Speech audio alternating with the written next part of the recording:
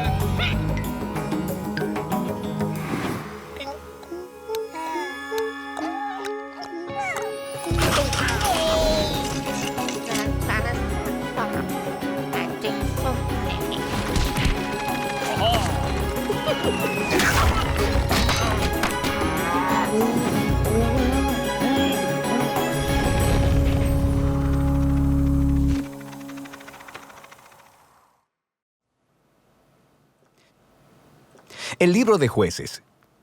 Recuerda que después de que Josué guió a las tribus de Israel hacia el interior de la tierra prometida, él les llamó a ser fieles al pacto con su Dios, obedeciendo los mandamientos de la Torá. Y si hacen esto, ellos les demostrarán a todas las demás naciones cómo es Dios. Así que Jueces comienza con la muerte de Josué y básicamente cuenta la historia del completo fracaso de Israel. El nombre del libro viene del tipo de líderes que Israel tuvo en este periodo. Antes de que tuvieran reyes, las tribus fueron gobernadas por jueces. Ahora, no pienses en algo como una corte. Estos eran líderes regionales, político-militares, algo así como un jefe tribal. Y necesita ser advertido, el libro de Jueces es muy perturbador y violento. Cuenta la historia de la corrupción moral de Israel, de su mal liderazgo y básicamente de cómo vinieron a ser semejantes a los cananeos. Pero esta triste historia también debe generar esperanza para el futuro, y puedes ver esto en la manera en que el libro está diseñado.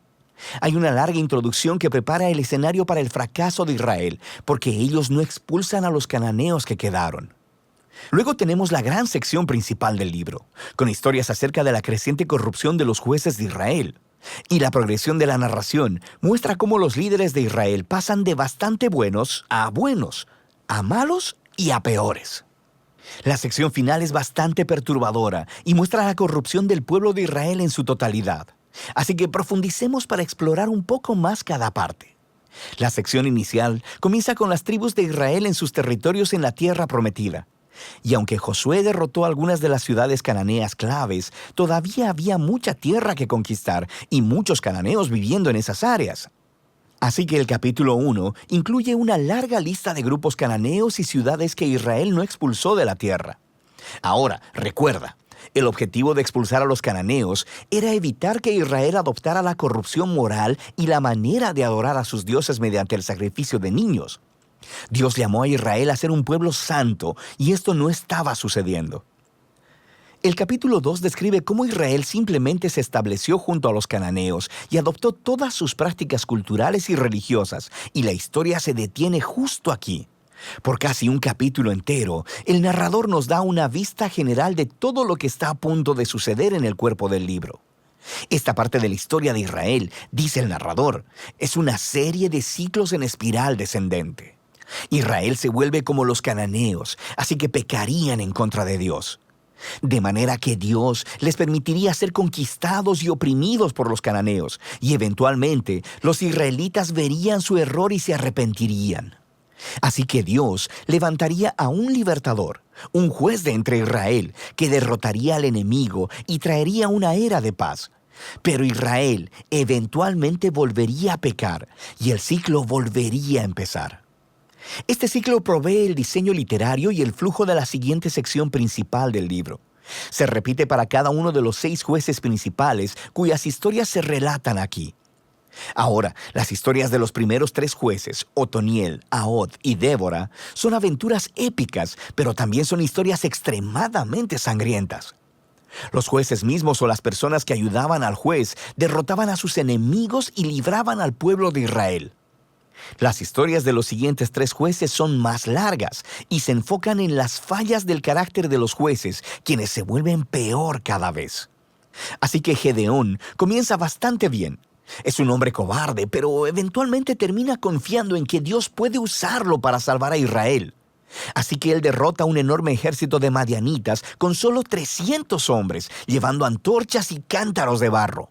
Pero Gedeón tiene un carácter bastante malo y asesina a un grupo de israelitas porque no lo ayudaron en su batalla. Y de ahí todo va de mal en peor. Él hace un ídolo con el oro que ganó en sus batallas, y después que él muere, todo Israel adora al ídolo como a un dios, y el ciclo comienza otra vez. El siguiente juez principal es Jefté, quien es algo así como un matón de la mafia que vive en las montañas. Y cuando las cosas se ponen muy mal para Israel, los ancianos vienen a él y le ruegan por su ayuda. Y Jefté era un líder muy efectivo. Ganó muchas batallas contra los amonitas, pero estaba tan poco familiarizado con el Dios de Israel que lo trata como a un dios cananeo. Jura sacrificar a su hija si gana la batalla. Esta trágica historia nos muestra qué tan bajo ha caído Israel. Ya no conocen el carácter de su propio Dios, lo que los lleva al asesinato y a la falsa adoración. El último juez, Sansón, es por mucho el peor. Su vida empezó con mucha promesa, pero a él no le importa el Dios de Israel. Era promiscuo, violento y arrogante. Ganó brutalmente batallas estratégicas contra los filisteos, pero a costa de su propia integridad, y su vida termina con un violento asesinato en masa. Ahora, una nota rápida. Notarás un tema repetido en la sección principal del libro. En momentos claves, el Espíritu de Dios empoderará a cada uno de estos jueces para lograr grandes actos de liberación. Ahora, el hecho de que Dios use a estas personas realmente arruinadas no significa que valide todas o aún algunas de sus decisiones. El primero y principal compromiso de Dios es salvar a su pueblo. Pero todo lo que tiene para trabajar son estos líderes corruptos, así que Él obra a través de ellos. Esta sección entera está diseñada para mostrarnos lo mal que se han puesto las cosas. Ya no puedes diferenciar entre los israelitas y los cananeos, y estos solo son los líderes. La sección final muestra a Israel como un todo, tocando fondo. Hay dos historias trágicas aquí, y no son para gente con corazón muy débil. Están estructuradas por una frase clave que se repite 4 veces al cierre del libro. En esos días no había rey en Israel, y cada uno hacía lo que bien le parecía. La primera historia es acerca de un israelita llamado Micaía, que construye un templo privado para un ídolo. Y el lugar es saqueado por un ejército privado enviado de la tribu de Dan. Así que ellos llegan y se roban todo, y luego van y queman la pacífica ciudad de Lais y asesinan a todos sus habitantes. Es una historia horrible. Cuando Israel olvida a su Dios, los más fuertes se salen con la suya. La última historia del libro es aún peor. Es una impactante historia de abuso sexual y violencia que conduce a la primera guerra civil de Israel. Es una historia muy perturbadora y ese es el punto. Se supone que estas historias sirvan como advertencia. El descenso de Israel a la autodestrucción es el resultado de apartarse del Dios que los ama y quien los salvó de la esclavitud en Egipto. Israel necesita ser librado de nuevo, ahora de ellos mismos. El único rayo de esperanza se encuentra en esta frase repetida en la última parte del libro. De hecho, forma la última oración de la historia. No había rey en Israel. De manera que el escenario está listo para que los siguientes libros cuenten los orígenes de la familia del rey David, el libro de Ruth y también los orígenes del reinado mismo en Israel, el libro de Primera de Samuel. Pero la historia de los jueces tiene valor como tragedia. Es una explicación que nos trae sobriedad, nos demuestra la condición humana y al final apunta hacia la necesidad de la gracia de Dios enviando un rey que rescate a su pueblo. Y de esto trata el libro de Jueces.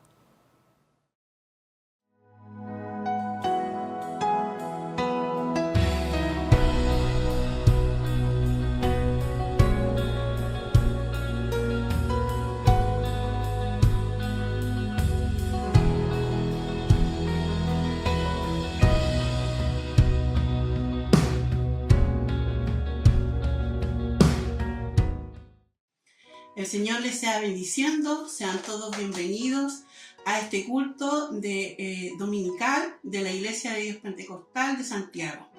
El Señor sea bendiciendo sus vidas, sus corazones, y si usted por primera vez nos ve, que el Señor le bendiga grandemente y nos pueda seguir viendo, el Señor toque su corazón. A lo mejor usted no le conoce a Dios, pero Dios es poderoso para entrar en su vida y usted pueda conocerle en espíritu y en verdad.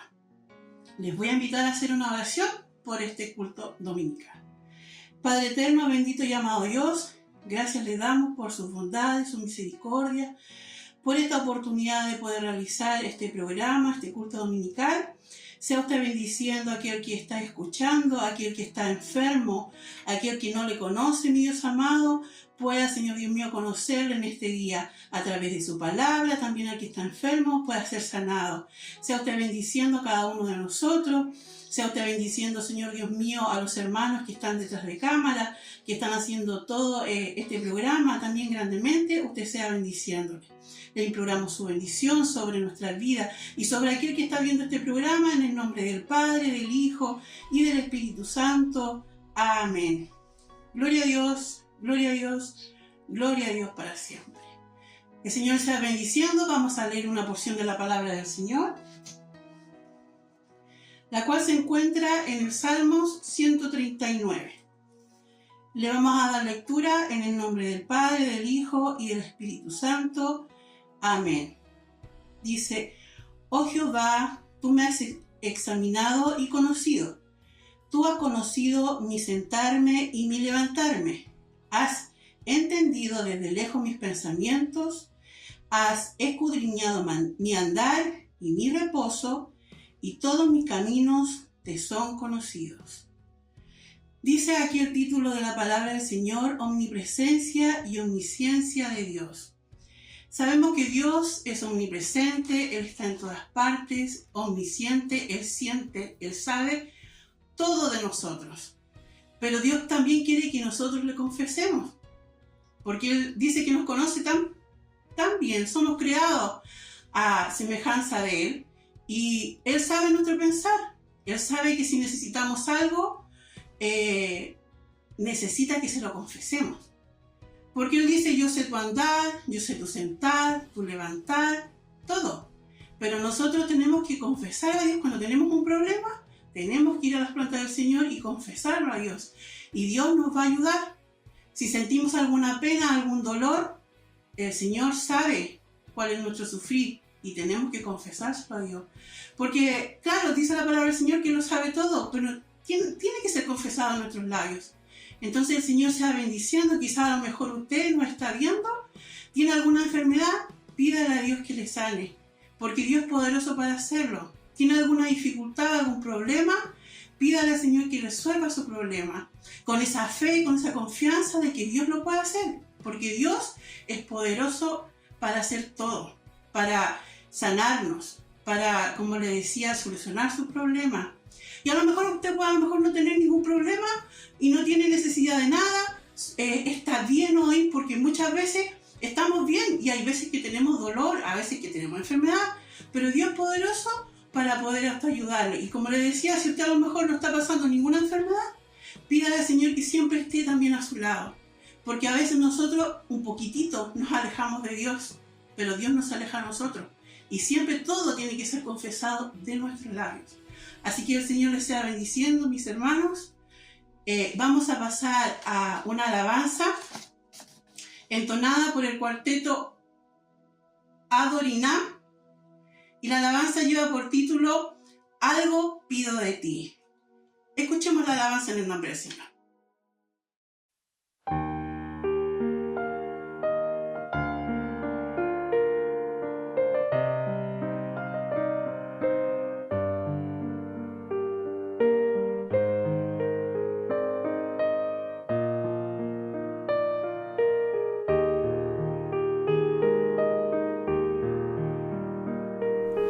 Algo, Señor,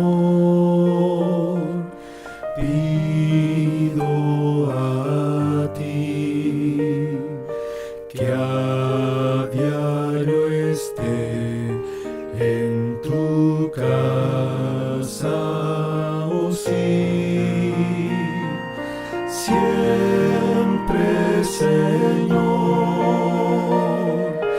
hasta el final, y tu hermosura ver.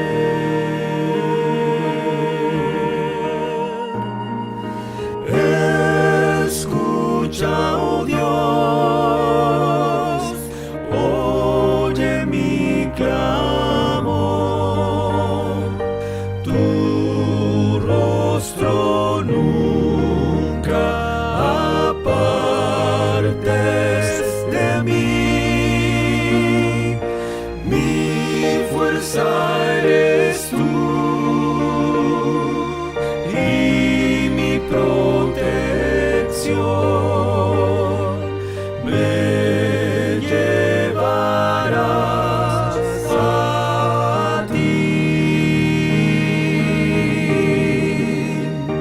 Algo pido a ti, es mi anhelo, Señor.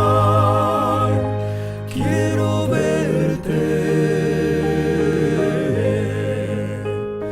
quiero verte, verte cuando en prueba estoy, cuando en aflicción tú me levantas de nuevo, Señor. Mi fuerza eres tú y mi protección. Me llevarás a ti. Algo pido a ti, es mi anhelo, Señor.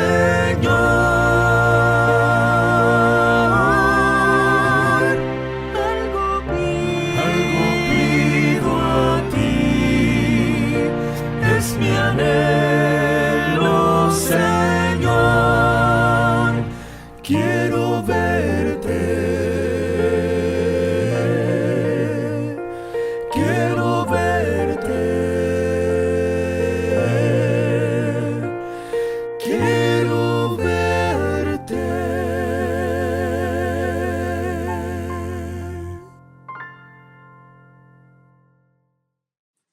El Señor sea bendiciendo esta hermosa alabanza que ha entonado el cuarteto.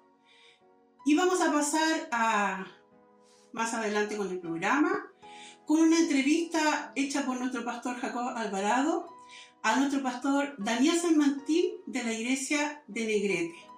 El Señor sea bendiciendo esta entrevista y posterior a eso vamos a escuchar una alabanza entonada por mi hermana Tamara Alvarado, cuyo título es Abba. El Señor les bendiga. Damos gracias al Señor en esta hora por la oportunidad que nos brinda de poder estar compartiendo este culto dominical. Y un momento bien especial es cuando conversamos con algún pastor de nuestra iglesia. Y el día de hoy está con nosotros el pastor Daniel San Martín y Nostroza, de la iglesia de Negrete, una localidad ubicada en la 8ª región. Agradecemos al Señor esta oportunidad que nos brinda de poder conversar con nuestro pastor, a quien le saludamos y le decimos buenas tardes, pastor, bienvenido. Muy buenas tardes, Dios le bendiga, mi pastor. Amén. Gracias al Señor por esta bendición.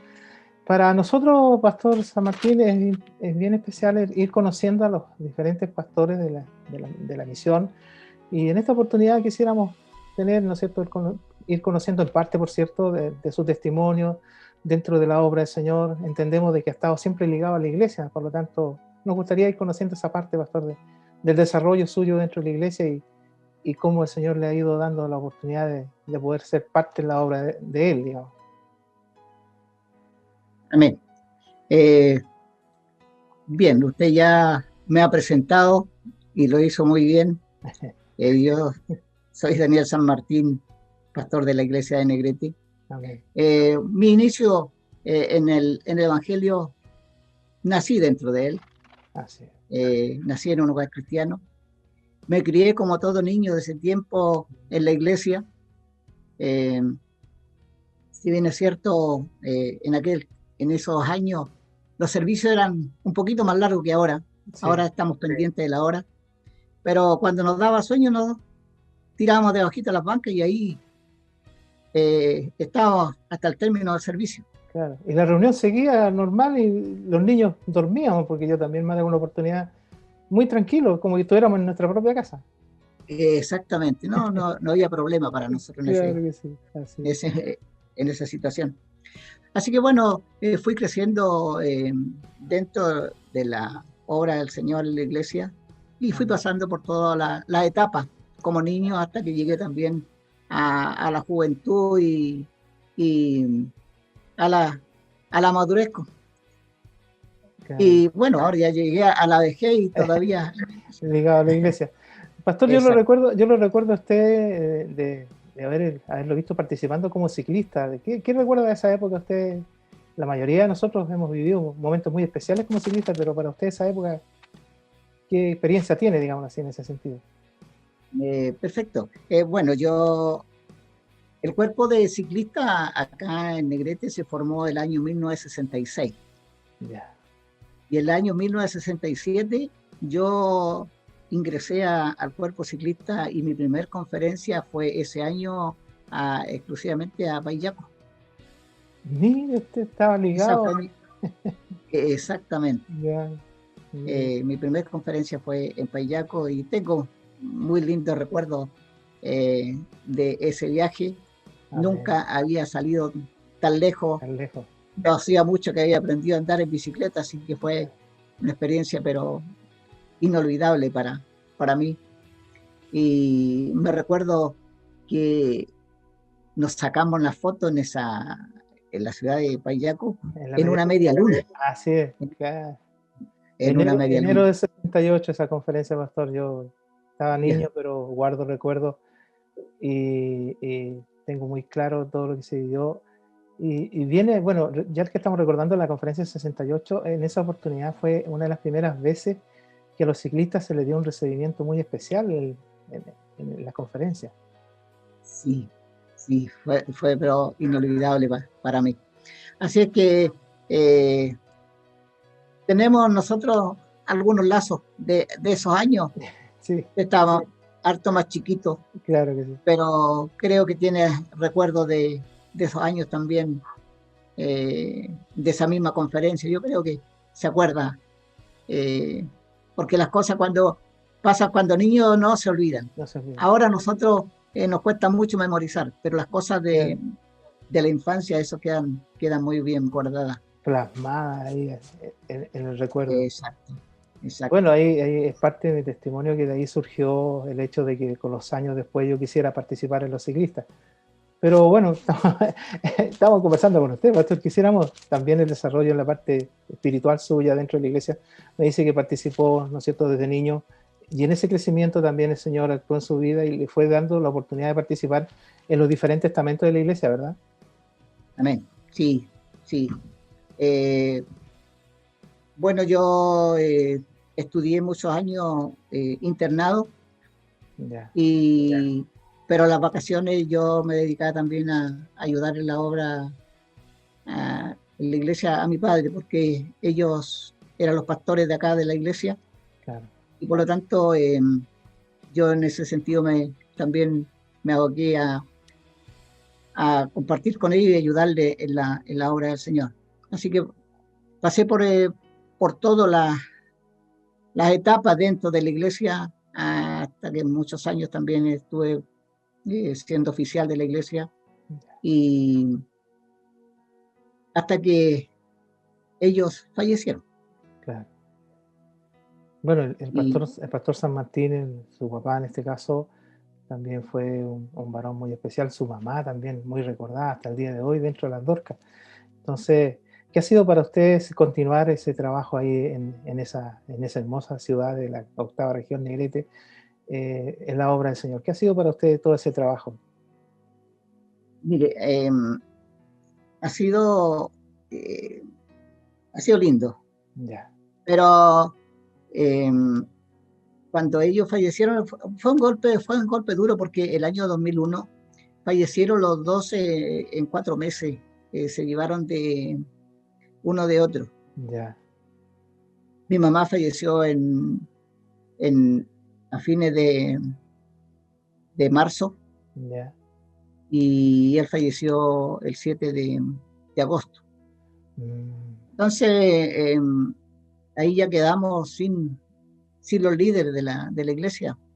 Claro. Y, y bueno, en el mismo velatorio de mi padre, porque él fue el que murió después, conversamos con la directiva de la, de la misión y nuestro obispo Centeno, y habíamos conversado nosotros como oficiales anterior de esa conversación con los pastores. Yo les dije, conversé con ellos y les dije, bueno, ahora estamos sin los pastores, la responsabilidad está en nosotros como oficiales de la iglesia y, claro, y queremos, yo les dije, bueno, vamos a conversar con la directiva, con los pastores, si es que nos aceptan una entrevista y vamos nosotros a tener una moción a lo que nosotros queremos. Claro. Yo le dije, cuando conversé con los hermanos oficiales, les dije, mire, tenemos dos posibilidades. Que nos envíen alguien de fuera para que nos administre, o bien uno de nosotros nos hacemos cargo hasta conferencia y en conferencia que decida la directiva. Claro. Entonces, mis hermanos me dijeron, no aceptamos que venga nadie de fuera, sino que tiene que ser alguien de nosotros. Ya, perfecto, les dije, pero de aquí de agosto a enero, que era la conferencia, uno de nosotros tendría que quedar, si es que nos aceptan, uno de nosotros tiene que quedar a cargo de la iglesia. Y yo les dije, cada uno de ustedes va a decir cuál es la persona que ustedes creen que tiene puede quedar a cargo de la iglesia, pero no porque diga uno, el otro va a repetir, sino que usted va a decir y las razones por qué. Así que bueno, ellos todos apuntaron a mi persona. Yo tenía un problema. Mi esposa iba a la iglesia, pero no se quería comprometer. ¿Ya? Entonces, pero mis hermanos dijeron, no, de todas maneras nosotros lo vamos a apoyar y tiene que ser así. Conversamos con la directiva, con el obispo y todo, y le dijimos lo que habíamos acordado. Claro. Pero ahí está el problema, mi esposa dijo, bueno, usted se queda a cargo, pero a mí no me toque. Así que, de tanto rogarle, vino también a la reunión y conversaron el obispo y los pastores, y bueno, quedamos a cargo hasta conferencia nosotros, y la conferencia era en Osorno, el 2002. Y ahí el Señor ya me dio la responsabilidad de quedar ya como pastor probando la obra en Negrete. Pastor, ahí, sí, está bonito el proceso que se vive cuando está respaldado por la acción de los hermanos, pero principalmente entiendo que también está ligado a lo que Dios coloca, ¿no es cierto?, en cada uno, de poder esforzarse para llevar la obra de Dios adelante. En ese sentido, pastor, ¿cómo ha sido el desarrollo de su labor ministerial ahí en Negrete? Me refiero al trabajo dentro del pueblo, o tiene algunos locales hacia afuera. ¿Cómo es el trabajo ahí en la iglesia? Sí, perfecto. Nosotros acá en Negrete tenemos 6 locales, más la iglesia matriz. Eran 5 locales, pero han habido problemas con la iglesia de Angol. El último pastor que hubo era el pastor Aguilera, falleció, y la pastora regresó a Puerto Montt. Así que el obispo conversó conmigo y me dijo que nosotros nos hiciéramos cargo nuevamente de Angol. Claro. Así que con Angol son 6 locales más la iglesia. Ya, perfecto. Ya. Pastor, y el desarrollo llegando un poquito más a la actualidad en relación a cómo ha sido el impacto en su iglesia de esta restricción, digámoslo así, o que ya no nos podamos reunir en los templos, sino que tengamos que hacerlo a través de estos medios que en primera instancia se fueron descubriendo y ahora es de uso normal para la iglesia. ¿Cómo ha sido el impacto ahí en su iglesia en este periodo que ya llevamos prácticamente más de un año? Mire, acá ha sido bien complicado, Ya. porque bueno, de una iglesia a otra las situaciones son distintas. Para nosotros ha sido complicado por el hecho que tenemos una hermandad que hay muchas personas adultas, mayores, Ya. y por ser mayores estamos un poco ajenos A la a la tecnología. tecnología. Por lo tanto, la única forma que hemos ido trabajando es en forma de WhatsApp. Ya. Hemos formado grupos, por ejemplo, está el grupo de Dorca que tiene su WhatsApp, la hermandad en forma general, los oficiales también, y a través de ellos yo le informo, le estoy enviando las informaciones, como así también para que se enlacen en todos los servicios que se hacen a nivel misión. Claro. Todas las reuniones que hay un grupo también de oración de la mañana con un devocional, todo en forma de WhatsApp.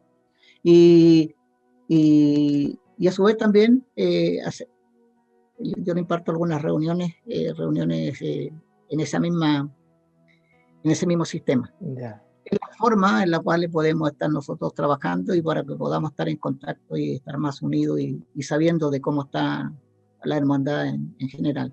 Claro. ¿Usted pensó en algún minuto que podía darse, bueno, nadie esperaba esto, pero se podía dar esta situación en el sentido de que iba a ser tan complejo el estar presencial y tener que acudir a las redes sociales en este caso para poder comunicarse? Yo pienso que casi ninguno de nosotros estábamos, ni pensábamos en esta situación, de esta forma, porque yo me recuerdo que habían muchos hermanos, no tanto de mi iglesia, sino que a nivel general, que eran reacios a las redes sociales. Claro. Y ahora con todo esto ha sido la herramienta fundamental para que nosotros podamos estar en contacto y alimentándonos de la palabra del Señor. Creo que, pienso yo, si esta pandemia hubiese sido unos 30, 40 años atrás, creo que habría sido pero muy lamentable para la iglesia. Claro. Que no habíamos tenido los medios, no habíamos tenido la tecnología que tenemos ahora. Y por lo tanto, habíamos quedado pero muy aislados, desconectados, tanto a nivel local como así a nivel nacional. Y esto creo que ha sido una bendición, porque a pesar de todo, que no nos podemos reunir, pero estamos cerca. Claro. Imagínense, nosotros aquí estamos a más de 500 kilómetros y nos estamos viendo. Así es. Sí, pues, y tenemos la oportunidad inclusive de poder de pronto en alguna de las reuniones a nivel de Iglesia de Dios Pentecostal estar viendo a los hermanos de Argentina, de Bolivia, de Perú, inclusive de Estados Unidos. Entonces, bueno, en esa parte yo entiendo y corroboro sus palabras que ha sido una bendición toda esta oportunidad, digamos. Exacto. Y esto mismo nos ha servido a nosotros incluso para conocer la iglesia del extranjero. Porque a pesar de que antes nos veíamos a lo lejos, ya sea en conferencias o en convenciones con algunos de ellos, sí. Pero esto sirvió ahora para conocernos, saber la forma de trabajo de ellos y hemos tenido una comunicación mucho más exquisita. Más exquisita. En ese mismo ámbito, pastor, también usted es parte del directorio del avance juvenil.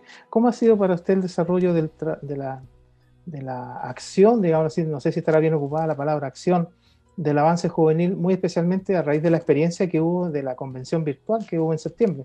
¿Cómo ha sido para usted esa oportunidad que ha tenido siendo partícipe del directorio del avance juvenil? Mire, para mí en un principio esto fue un golpe, un peso muy, muy grande para mí. Yeah.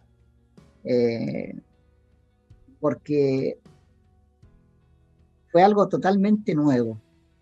algo que nunca nos imaginamos, nunca habíamos pensado.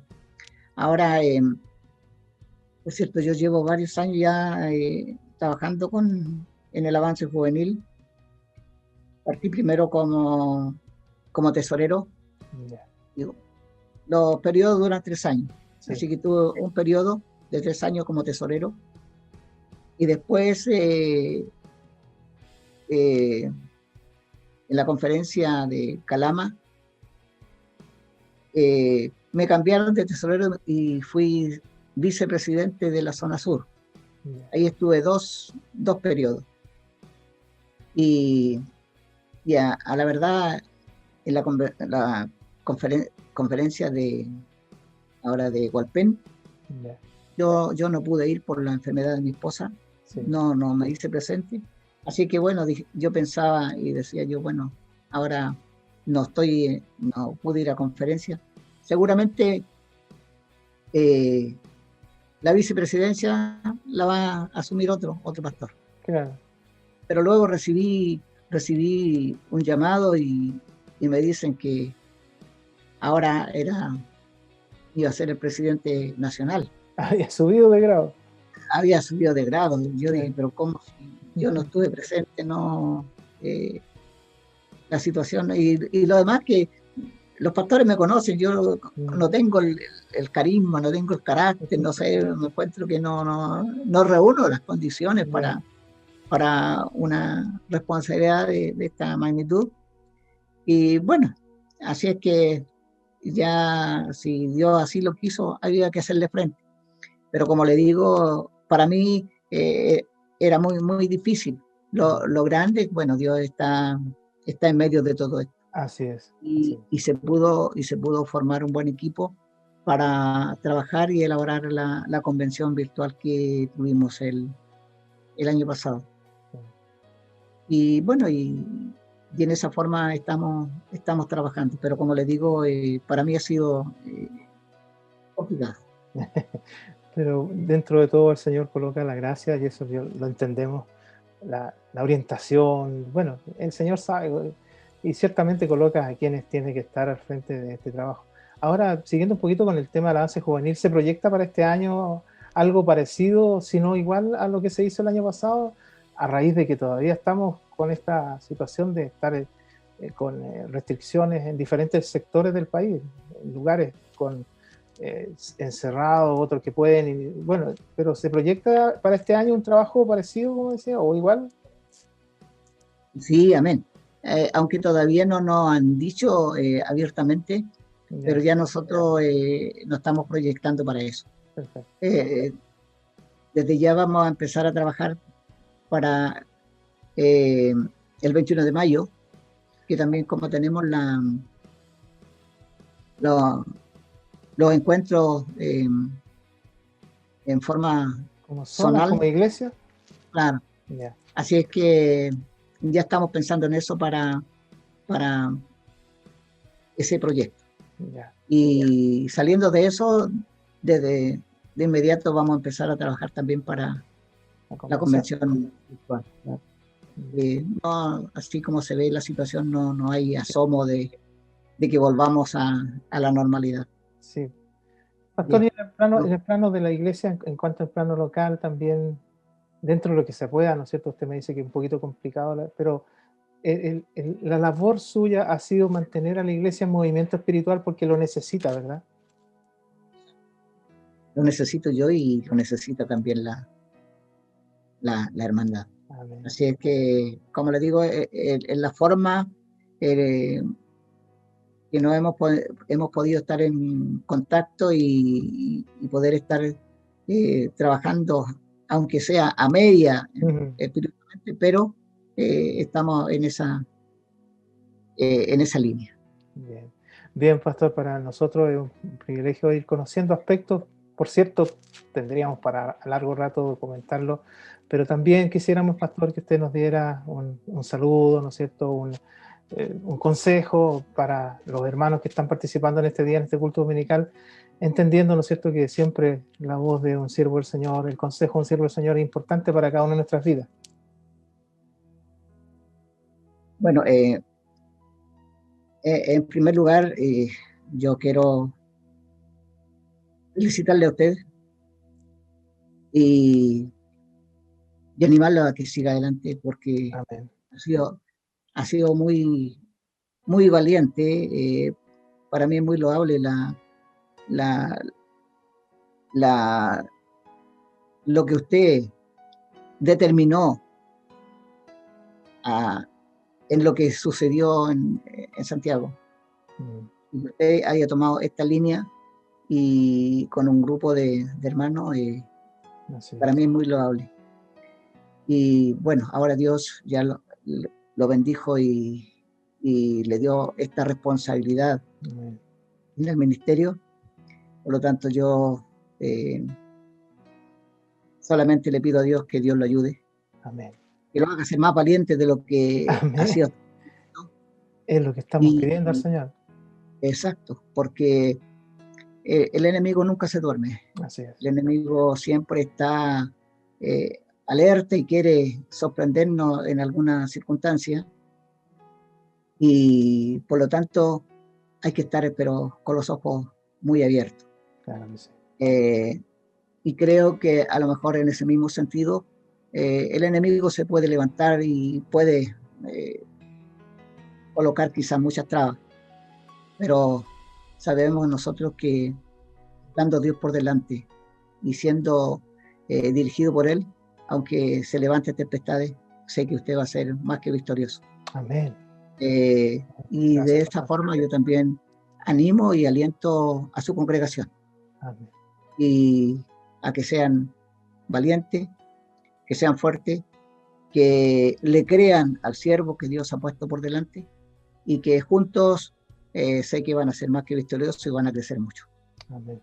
Así que muchas bendiciones para usted, mi amado pastor, y un saludo y un abrazo grande también a todos aquellos hermanos que están apoyándole y le están trabajando codo a codo con usted.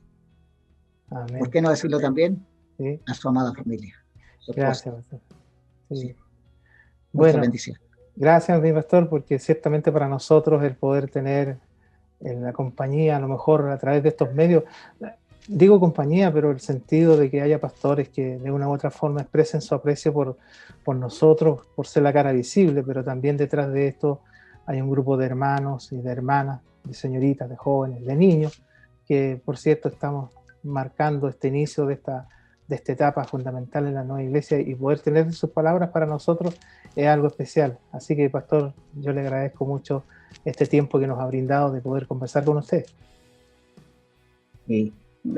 Y creo que este tiempo así también de pandemia, estar tan limitado, a veces se hace más complicado. Yo lo digo por experiencia propia. Para mí este periodo ha sido duro, ha sido bien difícil, porque el no tener a mi esposa se ha hecho mucho más notorio el problema. Claro. El no poder salir, el no poder activar de forma presencial con la hermandad, el estar solamente en casa ha sido complicado. Yeah. Donde uno gire de vuelta la vista en la casa, está la presencia de ella. Entonces, se me ha hecho difícil, pero bueno, el Señor siempre ha prometido que Él es nuestra compañía y Él suple toda ausencia, y en eso yo me he apoyado y ciertamente lo he podido ver que es así. Sí, pastor, yo la verdad es que dentro de todo veo reflejada la situación suya en lo que en algún minuto vivió mi padre también, pero Amén.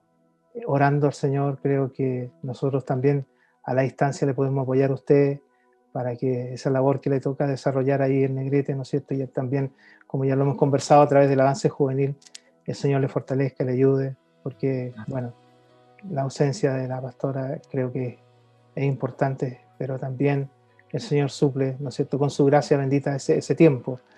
Y esperamos para usted, pastor, que el Señor le siga bendiciendo, le siga fortaleciendo, le vaya dando ánimo espiritual, ¿no es cierto? La presencia física no está, pero bueno, Dios coloque a su alrededor todo lo que necesita, ese ánimo. Y nosotros Amén. a la distancia estaremos siempre orando por usted, acordándonos, para que el Señor le ayude y le acompañe. Amén. Amén.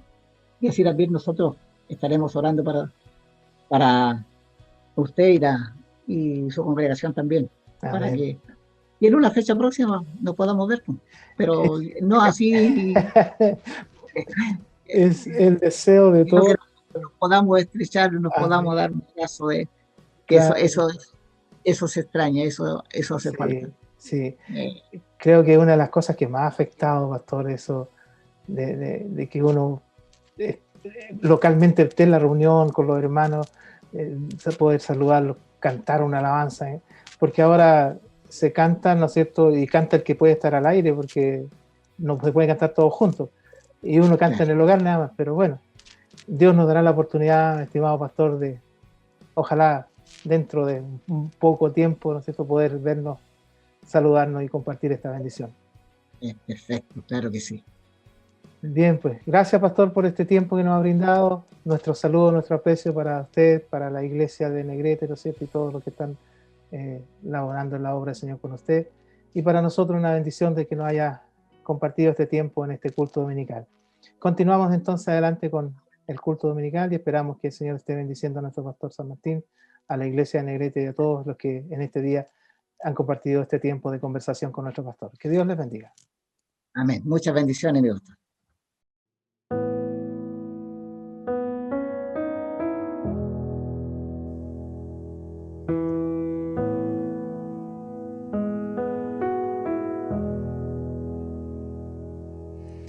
Hace tiempo que salí de casa y despidiéndome del Padre me alejé de su presencia, no importándome el dolor que le causaba al corazón. Fui muy lejos de mi hogar. Hace tiempo que salí de casa y alejándome del Padre malgasté toda la herencia. He caído tan profundo que he perdido la verdad. Cuánto anhelo regresar a mi verdadero hogar, al lugar de intimidad, a donde está mi identidad, a la raíz de la verdad. Oh, oh, oh.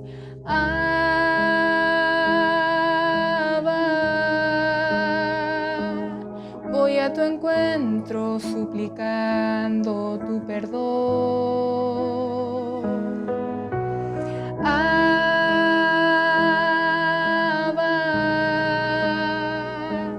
Misericordia es lo que pido a mi favor. Quiero volver al pacto que hay entre los dos. Hoy arrepentido estoy. Pródigo y perdido en los placeres que el camino me ofreció, alimentado de algarrobas. Hoy me encuentro tan hambriento y cansado de vagar. Cuánto anhelo regresar a la casa de mi Padre, donde encuentro el alimento que me nutre el corazón, su palabra de verdad.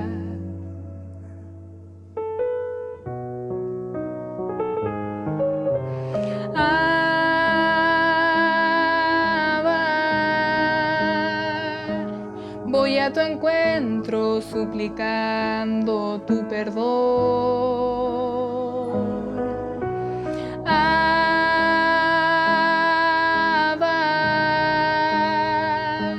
Misericordia es lo que pido a mi favor. Quiero volver al pacto que hay entre los dos. Hoy arrepentido arrepentido estoy.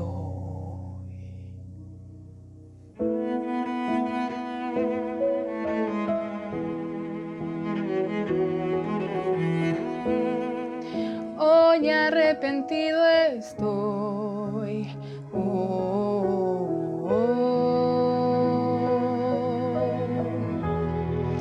A la casa quiero regresar.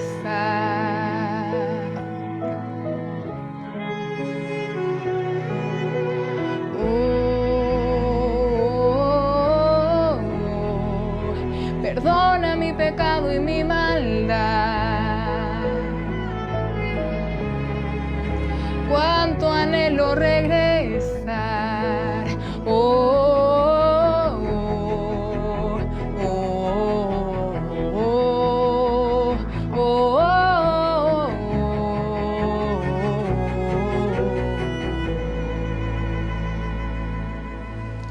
Hace tiempo que salí de casa y despidiéndome del Padre me alejé de su presencia.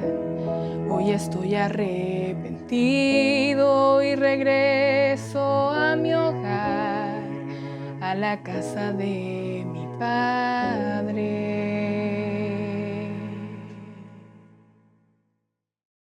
Bueno, seguiremos más adelante. El Señor está bendiciendo la entrevista que ha realizado nuestro pastor Jacob a nuestro pastor Daniel San Martín. Y siempre son experiencias que uno va tomando y la guarda para uno. Así que el Señor les sea bendiciendo esta preciosa entrevista, como también así la alabanza que ha entonado mi hermana Tabar. Sabemos que cuando uno alaba a Dios siempre es un gozo. Nuestro corazón se goza de poder entonar alabanzas a Dios. Vamos a pasar a lo más importante siempre de un culto dominical, que es la palabra del Señor, la cual está en este día domingo, dada por mi hermano Evaristo Canales. El Señor les sea bendiciendo y usted tome su parte y gócese en la palabra del Señor. Mi hermano Evaristo, que el Señor le bendiga. Amén. Muchas gracias, hermana Carol. Agradezco al Señor en esta tarde, en esta noche, por la oportunidad que el Señor me da de poder estar junto a ustedes para poder hablar de la santa palabra del Señor.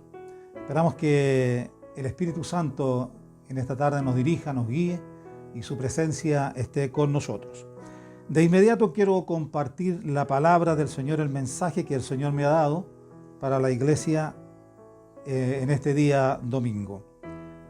La lectura bíblica la tenemos en el libro de los Hechos, capítulo 6, del verso 1 al verso 7. Hechos, capítulo 6, del verso 1 al verso 7. Y dice así su palabra: En aquellos días, como creciera el número de los discípulos, hubo murmuración de los griegos contra los hebreos, de que las viudas de aquellos eran desatendidas en la distribución diaria.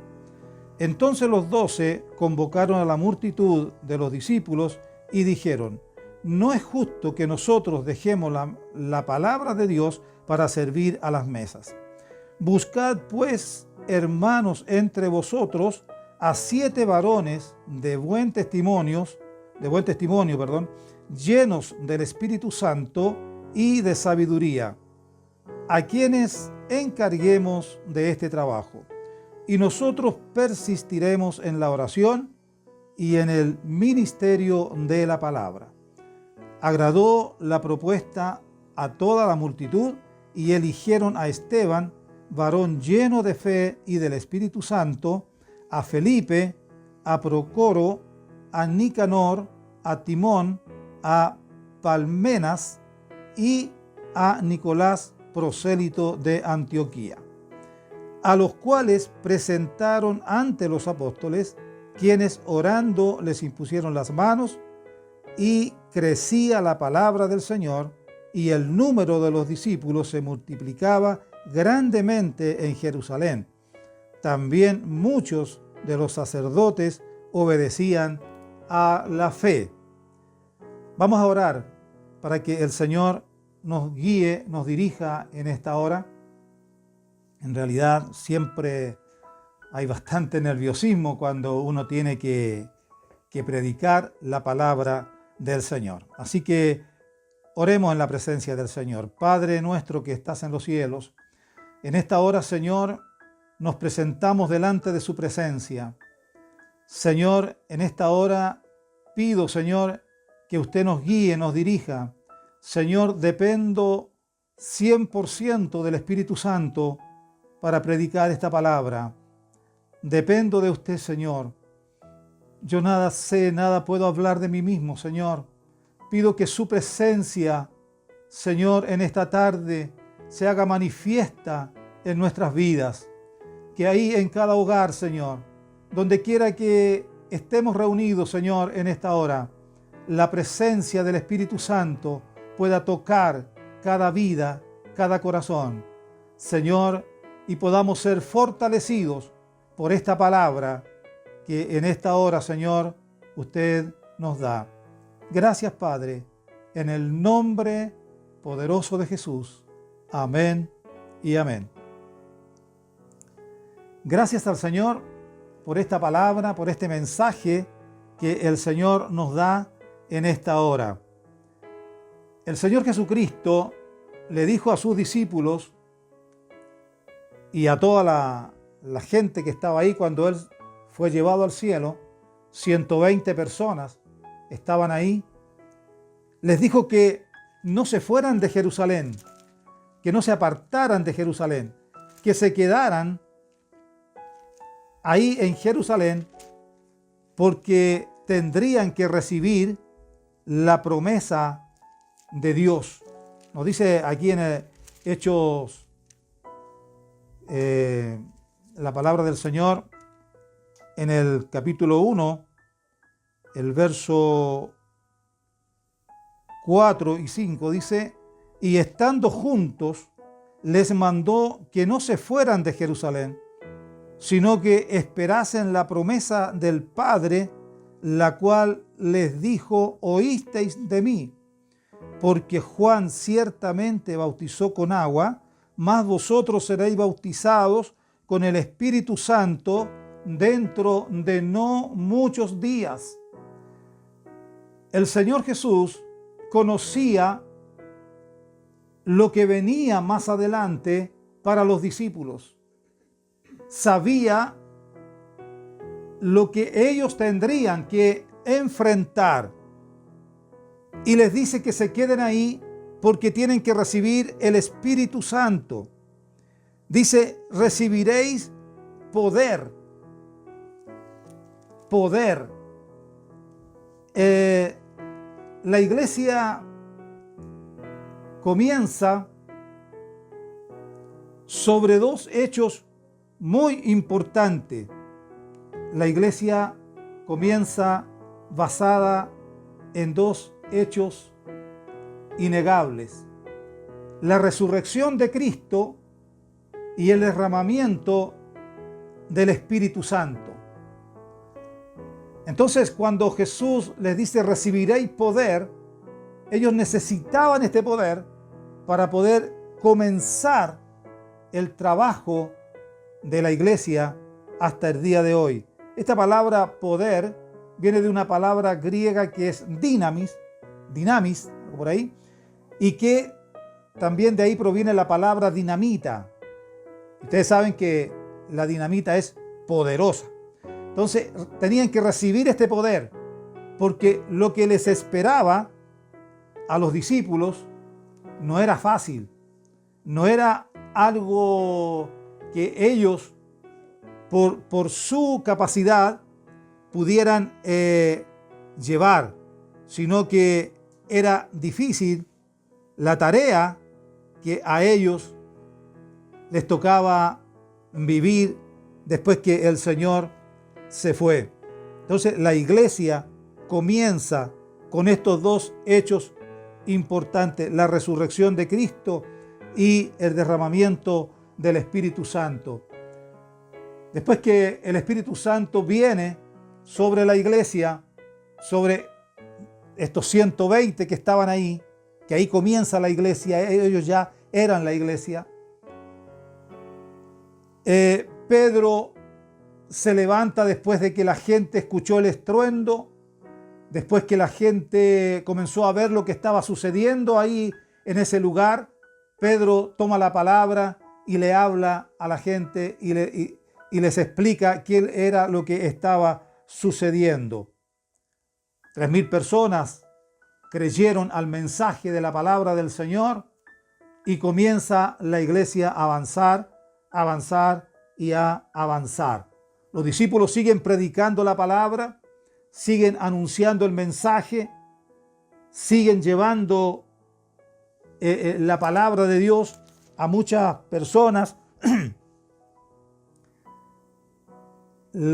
Comienzan a vivir en comunidad los cristianos, comienzan a tener comunión entre ellos, a repartir el pan en las casas, es decir, la Santa Cena la hacían en las casas, y comienza la iglesia con gran poder, con gran autoridad, comienza a avanzar.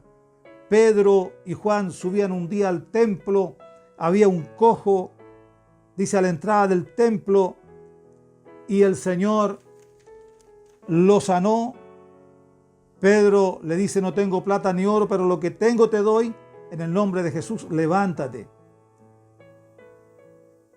Tenía Pedro el poder de Dios, tenía el Espíritu Santo, que era lo más importante, y comienza Pedro entonces a manifestar el poder de Dios en todas las personas. Comienzan a levantarse contra ellos las autoridades. Fíjese usted que no eran las autoridades romanas, sino que las mismas autoridades eclesiásticas de ese tiempo comienzan a levantarse contra Pedro, los llevan detenidos, los liberan, comunican a los discípulos, a las demás personas, lo que habían hecho con ellos y cómo el Señor era con ellos. El pueblo, los hermanos, oran de nuevo y nuevamente el poder de Dios, el Espíritu Santo, se manifiesta de una forma poderosa y los discípulos con denuedo, con valor, siguen predicando la palabra del Señor. Y la iglesia había crecido tanto había crecido la iglesia, que ya los apóstoles no daban abasto para atender todas las cosas, porque al parecer los apóstoles estaban parecidos a lo que fue Moisés, que Moisés hacía todo, las hacía todas. Entonces, obviamente que habían áreas que los apóstoles no podían cubrir. Y como siempre hay murmuradores, y siempre van a haber murmuradores, desde que comenzó la iglesia, siempre van a haber murmuradores. Y dice que en aquellos días, como creciera el número de los discípulos, hubo murmuradores de los griegos contra los hebreos, de que las viudas de aquellos eran desatendidas en la distribución diaria. Entonces ya los griegos estaban murmurando porque no atendían a las viudas, de ellos. Nunca yo creo que las viudas habían sido atendidas por alguien, por alguna comunidad, pero como los los apóstoles estaban ayudando a las viudas, y cuando algunas quedaban sin la ración o sin lo que les pertenecía, los griegos entonces comenzaron a murmurar, ¿cierto?, contra los hebreos, contra los apóstoles, contra los que estaban ahí reunidos, ¿no es cierto? Y tuvieron los apóstoles que decirle a los hermanos que de entre ellos escogieran a 7 varones para que ellos se preocuparan de llevar el alimento o la ración a las viudas, porque los apóstoles no podían estar repartiendo el alimento y a la vez estar en la oración, estar estudiando la palabra para luego predicarla. No podían. Entonces les sugiere a la multitud, ya había una multitud, ya había mucha gente, ya no eran los 120. Dice aquí que entonces los 12 convocaron a la multitud,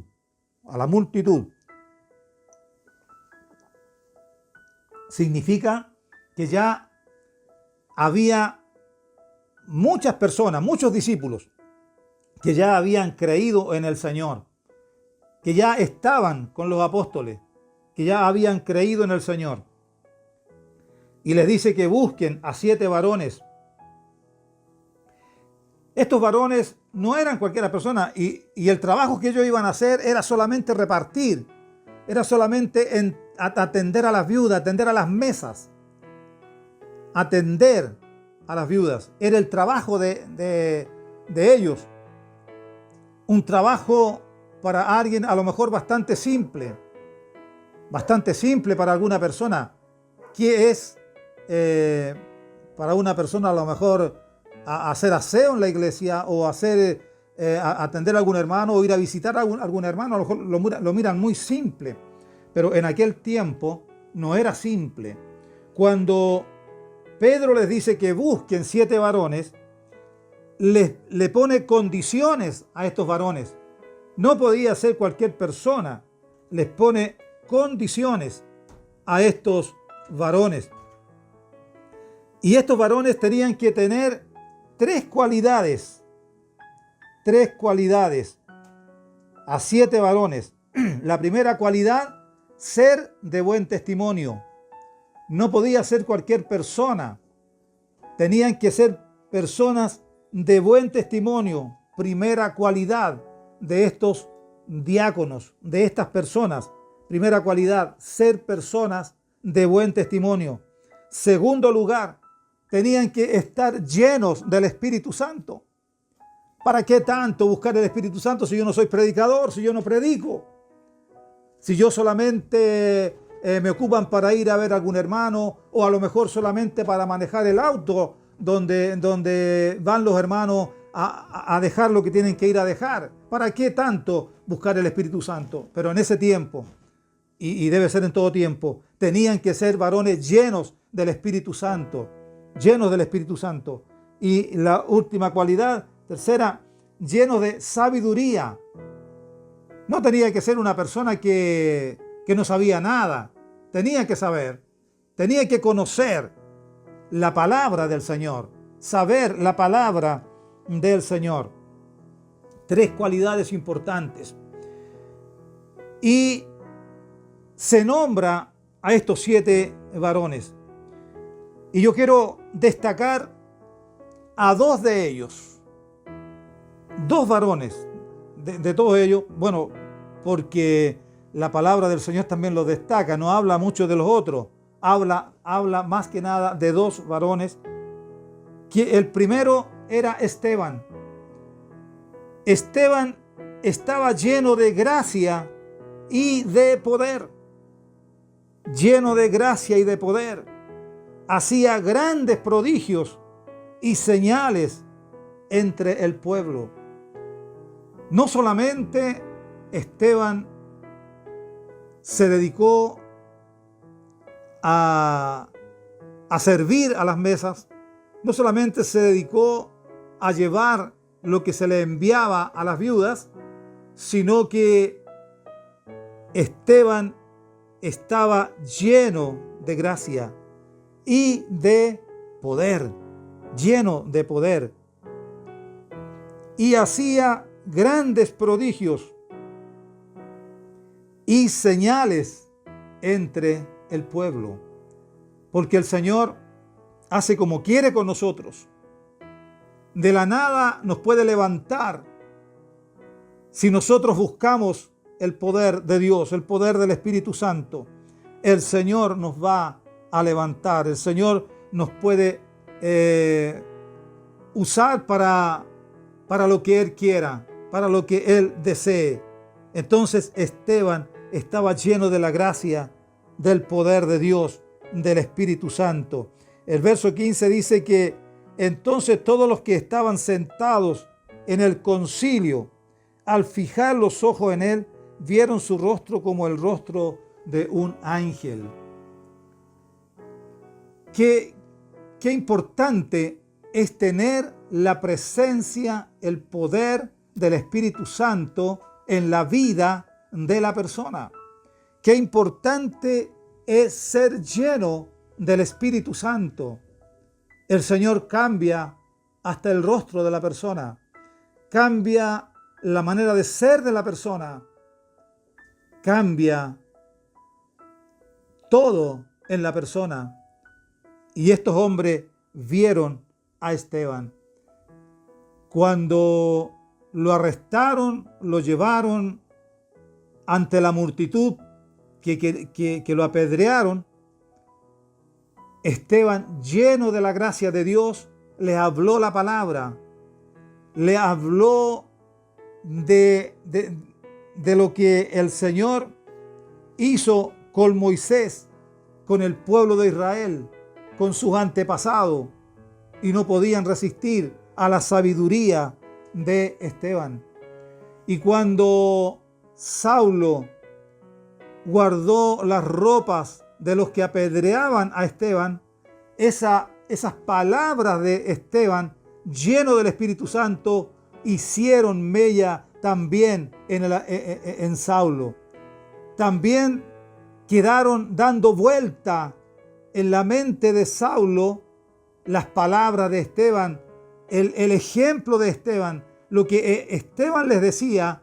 Saulo quedó, como dijéramos nosotros en palabras actuales, con la bala pasada, porque les habló con poder, con autoridad, de manera que en ningún caso pudieron dejarlo callado o pudieron vencerle, sino que el poder de Dios estaba ahí, el Espíritu Santo estaba ahí obrando en Esteban, y aunque lo apedrearon, lo mataron, sin embargo, la gente vio lo que Esteban hizo en ese lugar y fueron testigos del gran poder de Dios.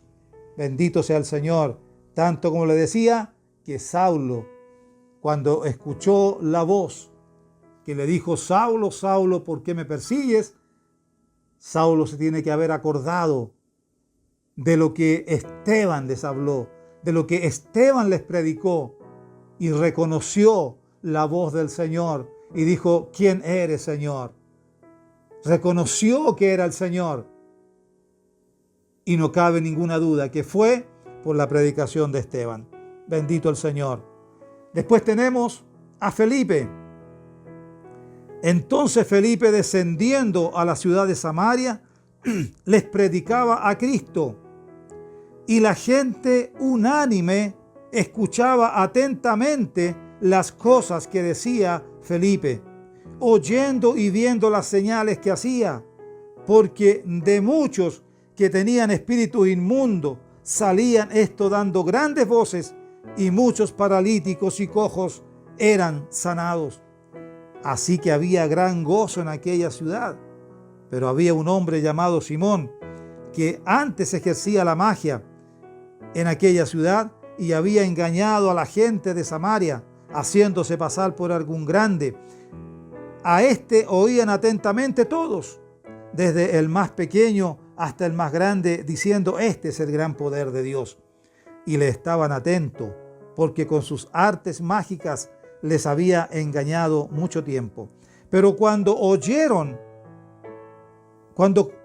creyeron a Felipe, que anunciaba el evangelio del reino de Dios y el nombre de Jesucristo, se bautizaban hombres y mujeres. Y también creyó Simón mismo, y habiéndose bautizado, estaba siempre con Felipe, y viendo las señales y grandes milagros que se hacían, estaba atónito. Se da cuenta cómo el poder de Dios, el poder del Espíritu Santo, usa también a Felipe para predicar en Samaria. Y el Espíritu Santo hacía grandes prodigios, milagros, la gente escuchaba, la gente se convertía, la gente venía al Señor, la gente se bautizaba. Y había en esa ciudad un brujo, podríamos decir, ¿no es cierto?, un mago que hacía también cosas extraordinarias a través de la magia. Y tenía al pueblo atónito escuchándolo a él, viéndolo a él. Pero cuando creyeron a Felipe, se convirtieron, se bautizaron y dejaron ya a este mago y siguieron a Cristo, siguieron el camino del Señor. Y fíjese usted que también se convirtió este brujo, se convirtió este mago, también creyó a la palabra del Señor, porque nadie puede resistirse al Espíritu Santo. Y él estaba ahí también con Felipe, escuchando, atónito, escuchando a Felipe, y toda la gente venía donde estaba Felipe para oír la palabra del Señor, para escuchar el mensaje, para escuchar lo que Felipe les hablaba del Evangelio, les hablaba de Jesucristo, les hablaba del Señor, porque el Espíritu Santo, una de las cosas que hace es llevarnos a Jesucristo, glorificar a Jesucristo. El Espíritu Santo no nos glorifica a nosotros o la congregación que nosotros tengamos, sino que glorifica a Jesucristo, porque el nombre del Señor Jesucristo es el que tiene que ser glorificado. La iglesia crecía con poder, con autoridad. La gente tenía miedo de juntarse con ellos, aunque los alababan grandemente, dice la palabra del Señor. Alababan a la gente que se juntaba, pero tenían miedo de juntarse con ellos. Cuando la iglesia creció, era tanta la gente que venía, que a las personas las ponían en las calles, en los caminos, para que al pasar Pedro, la sombra de ellos los tocara. Y como tenían fe y creían, el Señor los sanaba. El Señor hacía prodigios y milagros. Bendito sea el nombre del Señor. La iglesia al principio fue una iglesia sufriente. Fue una iglesia que sufrió muchas persecuciones. Por eso que el Espíritu Santo tenía que llenarlos. El Espíritu Santo tenía que venir sobre ellos. Por eso que el Espíritu Santo tenía que vivir en ellos. Queridos hermanos, estamos viviendo, como ya parece una palabra repetitiva, estamos viviendo tiempos difíciles. Tiempos difíciles para la iglesia. No sabemos qué va a pasar el próximo año. No sabemos qué problemas, qué dificultades vamos a tener que enfrentar en los próximos años o meses, no sé. No sabemos qué vamos a tener que enfrentar. Por eso necesitamos hoy, como la iglesia primitiva, necesitamos el Espíritu Santo. Necesitamos que el poder de Dios se posesione en nosotros. Es verdad que no estamos juntándonos presencialmente, pero sepa que ahí donde usted está, el Espíritu Santo puede llegar y tocar su vida, porque usted no sabe a qué se va a tener que enfrentar mañana. No sabe cuál es el problema que mañana usted va a tener, que yo voy a tener. Solamente sabemos que es muy difícil que para la iglesia humanamente vengan tiempos mejores. No podremos nosotros resistir las acechanzas del enemigo sin la presencia del Espíritu Santo. El poder de Dios, la presencia de Dios, tiene que estar sí o sí en nosotros, especialmente en estos tiempos. Nosotros no compartimos los valores del mundo. Para nosotros, nuestra única regla de fe y conducta es la santa palabra de Dios. Solamente lo que la Biblia nos enseña. Y no podemos transar contra eso. No podemos nosotros, por caer en gracia con otras personas, salirnos de la palabra de Dios. Por eso es importante y es necesario que el Espíritu Santo nos llene, que el Espíritu Santo toque nuestras vidas y seamos llenos de la presencia de Dios, porque es la única manera que nosotros vamos a vencer, vamos a llegar al final de la meta. Y aunque tengamos que dar nuestras vidas por la causa del Evangelio, podamos hacerlo. Pero no lo vamos a poder hacer si no tenemos la presencia del Espíritu Santo. Quédense en Jerusalén, les dijo el Señor a los apóstoles y a las otras personas que estaban ahí. Quédense ahí, no se vayan de ahí, no se muevan de ahí. Ellos obedecieron, se fueron a Jerusalén, donde moraban ahí Pedro y Jacob, me parece, y ahí se quedaron y estuvieron ahí orando, esperando la promesa que el Señor les había hecho, hasta el día en que llegó esa promesa y fueron todos llenos del Espíritu Santo. El Espíritu Santo descendió, vino a ellos. Yo no quiero decir que hoy día no tengamos el Espíritu Santo, porque el Espíritu Santo es el que dirige la iglesia. El Espíritu Santo es el que dirige la obra, ¿cierto?, de Él. El Espíritu Santo es el que está en todo. Sin el Espíritu Santo no podríamos hacer estas reuniones. Sin el Espíritu Santo yo no podría predicarles en esta tarde. Sin el Espíritu Santo no podríamos hacer nada. Pero lo que estamos diciendo, que es necesario que ese poder que vino en Pentecostés también esté en nosotros. El poder de Dios esté en nosotros. El poder, esa manifestación gloriosa del Espíritu Santo esté en nosotros. Esté en todos nosotros. Esa manifestación gloriosa del Espíritu Santo sea manifestada en nuestras vidas para poder hacerle frente al enemigo en los tiempos que nos ha tocado vivir. Nos ha tocado vivir estos tiempos y tenemos que vivirlos, y ayudados del Señor tenemos que salir victoriosos. Ayudados del Señor tenemos que vivirlos llenos del Espíritu Santo. Así que en cada hogar, en cada lugar donde nosotros nos congregamos, ahí tenemos que pedir esta promesa para nuestras vidas, para no defraudar a Dios, para no defraudar al Señor. Así que el Señor en esta tarde, Él nos bendiga, Él nos ayude y podamos leer, estudiar este libro de los Hechos,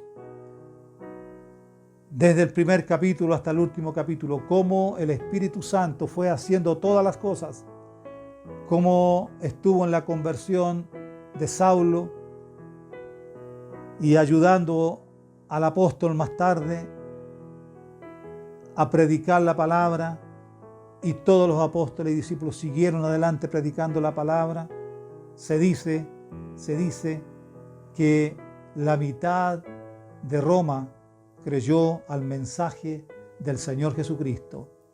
En los primeros 3 siglos, que fueron siglos de una tremenda persecución contra la iglesia, pero la iglesia permaneció, y miles de personas creyeron en el Señor Jesucristo hasta el año 313, me parece, ¿no? Algo por ahí, no, la mente me falla de repente, cuando se convirtió, se me olvida el nombre de este personaje que se convirtió, que era un emperador, Constantino. El emperador Constantino creyó al mensaje, a la palabra, se convirtió y él dejó de perseguir a los cristianos comenzaron a relajarse, ya no había persecución, les comenzaron a devolver lo que los otros emperadores le habían quitado, comenzó a edificarles los templos, ya tenían libertad y ya ser cristiano significaba tener un estatus. Ser cristiano ya no era algo marginal, sino que era importante ser cristiano, porque el emperador era cristiano. Y la iglesia comenzó a enfriarse, comenzó a desfallecer y ya no fue lo mismo. Y ustedes, no sé, deben de conocer y saber la historia de la iglesia. Bendito sea el nombre del Señor.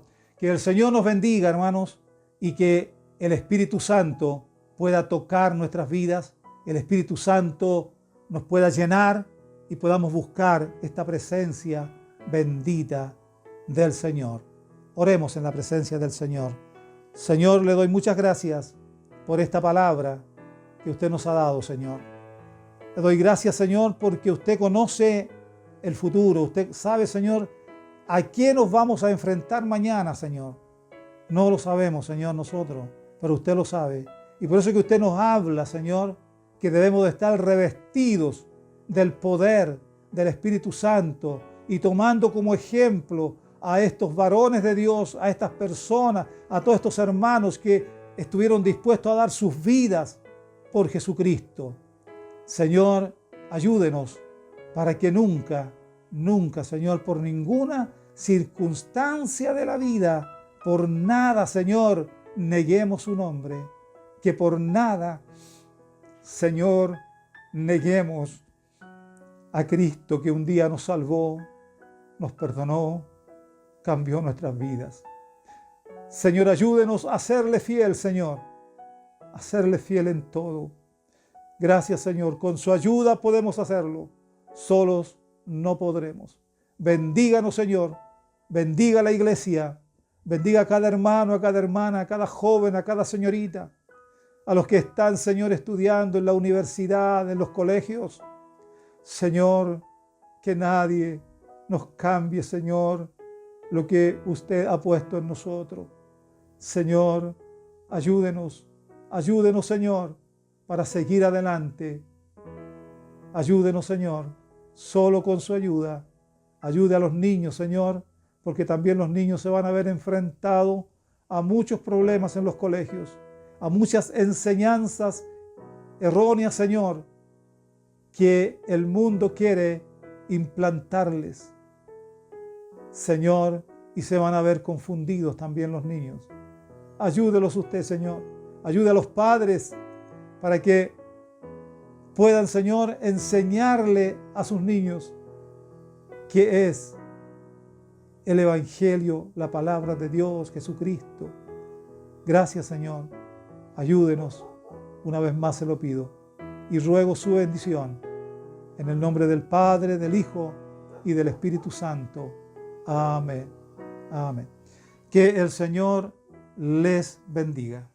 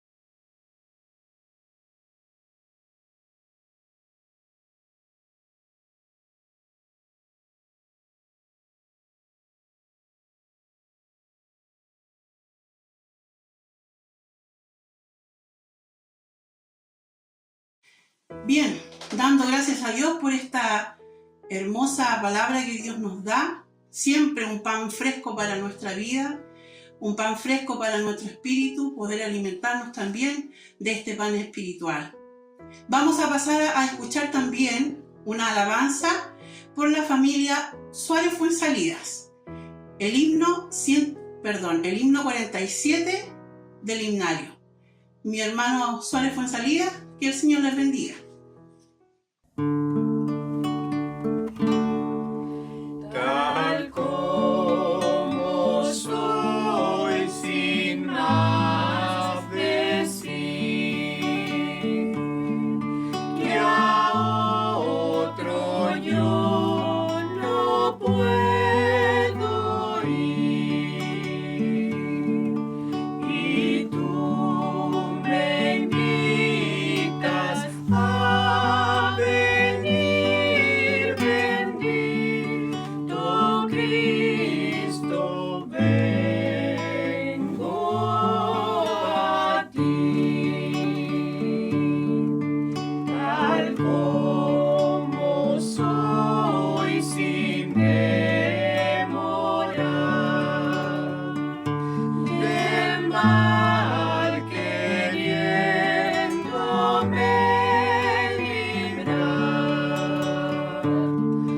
Me puedes solo tú salvar, bendito Cristo, vengo a ti,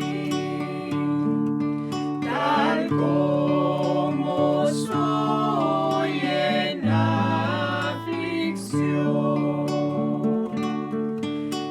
expuesto a muerte y perdición,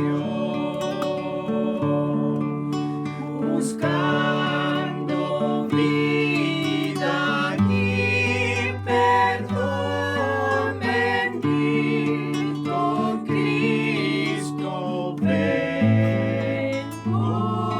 a ti, tal como soy tu gran amor, me vence y con grato ardor servirte quiero, mi Señor, bendito Cristo, vengo a ti.